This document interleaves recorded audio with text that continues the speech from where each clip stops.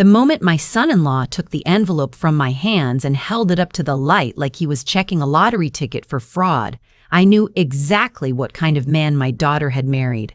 "What is this?" he said. Not to me, to her. Like I wasn't standing 3 feet away in my good dress, the one I'd ironed twice that morning. My daughter looked at the envelope, then at him, then back at me. She had that look she gets, the one where she's trying to decide which side of the room is safer to stand on. "Mom, what did you bring?" she asked. "Open it," I said. "It's your gift." She opened it at the head table in front of everyone. Her new in-laws, the friends I'd never met, the cousins who'd flown in from wherever rich people fly in from. She pulled out the folded document and unfolded it slowly, the way you do when you're not sure what you're looking at. Her husband leaned over. "Read it." Then he laughed. Not a polite laugh. Not an, "Oh, how unexpected" laugh. Not an, "Oh, how unexpected" laugh. A real laugh, the kind that comes from the belly. The kind that says, "I find this genuinely ridiculous." "Honey," he said, loud enough for the table to hear, "your mother gave us a truck." Not the truck. A truck. Like it was a punchline. My daughter pressed her lips together. She handed the document back across the table to me without a word, like returning a wrong order at a restaurant. "We live in the city, Mom," she said quietly. "What would we do with a truck?" I took the document back, folded it, put it in my purse. I didn't say anything. I've learned over 63 years that the moments when you most want to speak are often the moments when silence does more. I picked up my clutch bag, nodded once to the table, and walked out of the reception hall into the parking lot where the October air was cold and clean and nobody was laughing. I should tell you what that truck actually was, because I think that matters. I bought it in 1987, a used Chevy CK, forest green, with a dent in the passenger door from the day I misjudged the clearance on the carport at our old house in Clover Ridge. My husband Warren, my late husband, had helped me pick it out. We drove it home on a Tuesday and he said, "Now you can haul your own mulch." And I had laughed so hard I had to pull over. We used that truck for everything. Moving furniture, hauling firewood, driving my daughter to soccer practice with her gear piled in the bed. The summer she was 12, we drove it all the way to the Gulf Coast, just the 3 of us, sleeping in a tent at state parks because we couldn't afford hotels. She slept in the truck bed one night under a tarp because she said it felt like camping on a boat. When Warren got sick, and when he died 11 years ago this March, I kept the truck. I wasn't sentimental about much. I sold his fishing gear, donated his clothes, cleared out the workshop within the year because I knew if I didn't do it fast, I'd never do it at all. But I kept the truck. I kept driving it. I drove it to my custodial jobs for 16 years after his death. I drove it to my daughter's college move-in day, her graduation, her engagement party. I drove it 42 miles round trip every Thursday to help my neighbor, Mrs. Miles Peterson, with her groceries after she had her hip replaced, and then just kept going even after she was fine, because she'd gotten used to having me there, and honestly, so had I. A truck isn't romantic, I know that. But what I didn't tell my daughter at that reception table, what was folded inside that document, was that the truck had been appraised 3 months earlier by a vintage vehicle dealer out of Nashville named Whitfield, who specialized in classic American work trucks. He'd sent me a letter, formal, on letterhead. "The 1987 CK in my condition," he wrote, "with the original engine and the documented ownership history, would fetch between $22,000 and $26,000 at the right auction, possibly more. I had thought it would make a nice wedding gift. Something real, something that had been in the family, something with a story, and something worth actual money if they chose to sell it. But they didn't know any of that, because they didn't ask. They laughed, and she handed it back." I drove home in that truck that night. It was an hour and 20 minutes on the highway, and I listened to the radio the whole way. An old country station out of Murfreesboro that still plays real music, not the new stuff. And I didn't cry until I pulled into my own driveway and sat there with the engine ticking and the radio still on. I'm not telling you this for sympathy. I'm telling you because you need to understand that what came next wasn't about anger. It wasn't about revenge. It was about something quieter than that. It was about something quieter than that. It was about wanting to understand exactly what I had walked into. My daughter had married quickly, 14 months from the first date to the wedding, which I know isn't unusual anymore, but felt fast to me. And there were things about her husband. His name was Dayton Schaefer III, which I always felt was a lot of name for one person that I couldn't quite place. He worked in finance, she told me. Private equity, she said, and when I asked what that meant, she said, "It's complicated, Mom," in the voice she uses when she doesn't know either. He had a nice suit.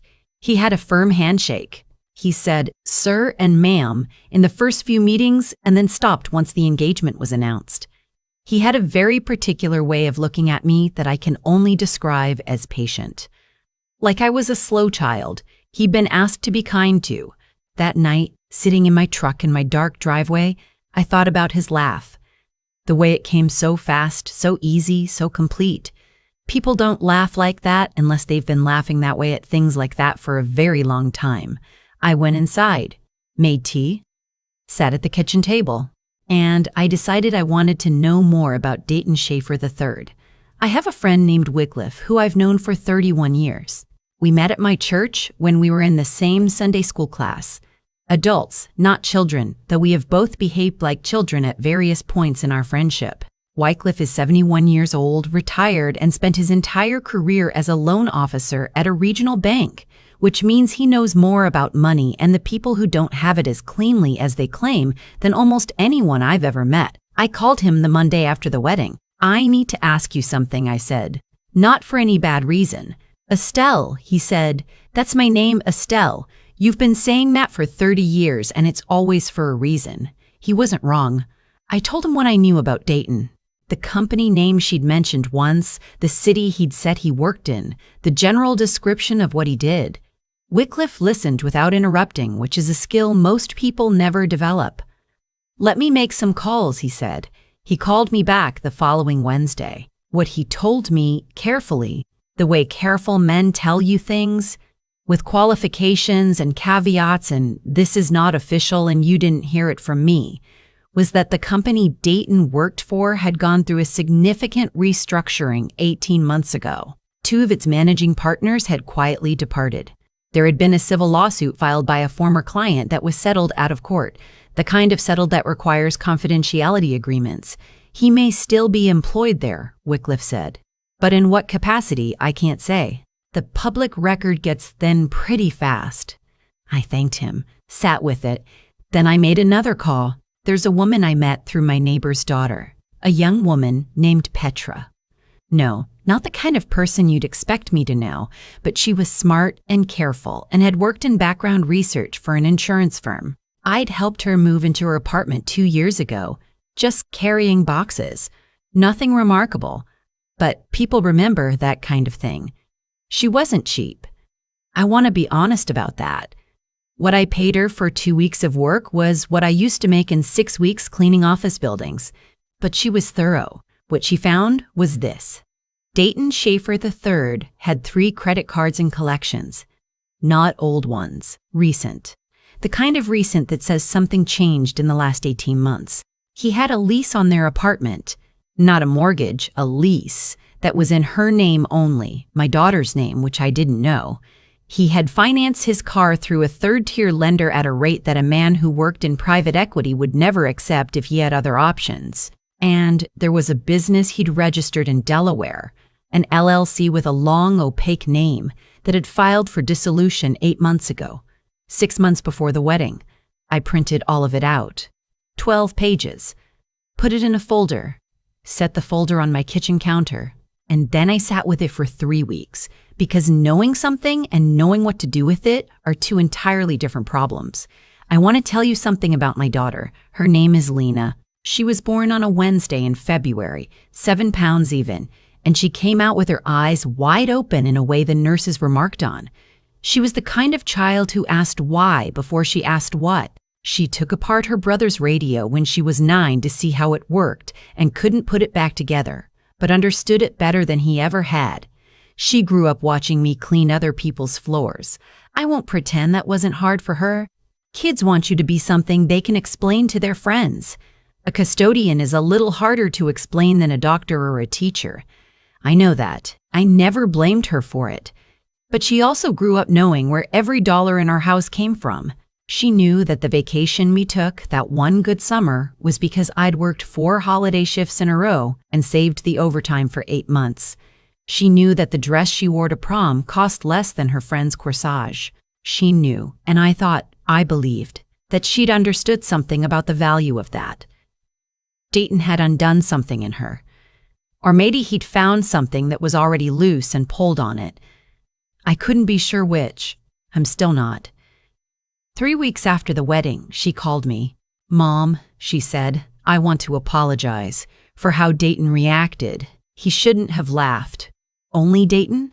And you, Lena?" I asked. There was a pause. "I should have handled it better," she said, which wasn't an apology. It was a description. "Do you know what the truck was worth?" I asked. Another pause. "You sold it?" "Not yet." "Do you know what it was worth?" She said she didn't. I told her the number. I heard her breath change on the other end of the line, but she didn't say anything for a long moment. "Oh," she said finally. "Oh," I agreed. We talked for a few more minutes about nothing. Weather, her new neighborhood, a dentist appointment she had coming up, and then we hung up. I sat with the phone in my hand for a while after. I thought about the folder on my counter. I decided I would go see her in person. I called ahead. She said yes, come on Saturday. Dayton would be at a conference, she said. I noticed she said it the way you'd say, "The dog will be outside." I drove the 4 hours in the truck. I brought the folder. I also brought lemon bars because regardless of what you're about to tell someone, you should bring something. She made coffee. We sat at the kitchen island in her apartment, which was beautiful in the way that expensive things are beautiful. Carefully chosen, a little cold, nothing that looked like it had ever been touched by a child or an animal or a long afternoon of just existing. I put the folder between us. "I want to show you something," I said, "and I want you to look at all of it before you say anything." She looked at it, all 12 pages. She read slowly. She didn't look up until she was finished. When she did look up, her eyes were different. Not crying, but the place before crying, the tightness that comes before the water does. "Where did you get this?" she said. "Doesn't matter. Mom, Weena, where does he say your money is coming from?" "Your shared money, your living expenses." She looked back down at the papers. "His firm?" she said quietly. "And if his firm is what this says it is, I don't know that this is right," she said. But her voice had gone soft in the way voices go when people know something is right and are trying to decide whether to let themselves know it. I didn't push. I put my hand on top of the papers and left it there. "I'm not trying to take anything from you," I said. "I'm not trying to be right about him. I'm trying to make sure that you know what you're standing on before the floor moves." She was quiet for a long time, long enough for both of us to finish our coffee. "What do I do with this?" she finally said.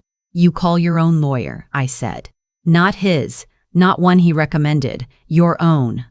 "I won't tell you everything that happened after that. Some of it isn't mine to tell. What I will tell you is that Lena made an appointment with an attorney the following Tuesday. The attorney's name is irrelevant, but she had short silver hair and an office full of plants, and she did not seem surprised by the folder's contents in the slightest. I will tell you that 3 months later, Lena called me on a Sunday morning. "I'm moving," she said. "Not far, just out of this apartment. I found a place in Millvale. It's small, but it's mine." "Yours?" I said. "My name only on the lease," she said. And I could hear in her voice the particular relief of solid ground. I drove the truck to help her move. We loaded her things, the real things, the things she'd had before him, books and lamps and a quilt her grandmother had made, into the bed of that old forest green Chevy, and I drove slow on the highway so nothing would slide. And she rode in the passenger seat with her feet up on the dash the way she used to when she was young. At one point, she looked over at me and said, "What's this thing actually worth again?" 22 to 26, I said. She nodded. Looked back at the road. You should sell it, she said. She nodded. Looked back at the road.